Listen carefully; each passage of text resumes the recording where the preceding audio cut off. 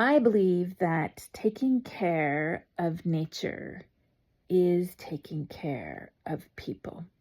It's not like it's an either or thing. People first, nature first. People can't live on the planet without nature, without healthy ecosystems. We need those healthy ecosystems. We need plants to purify the air. We need nature to survive basic things like shelter, food. All of that ultimately comes from nature. And putting nature first is always going to be better for people.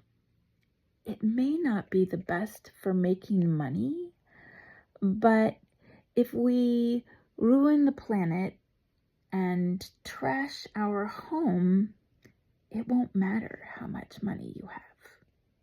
Just saying.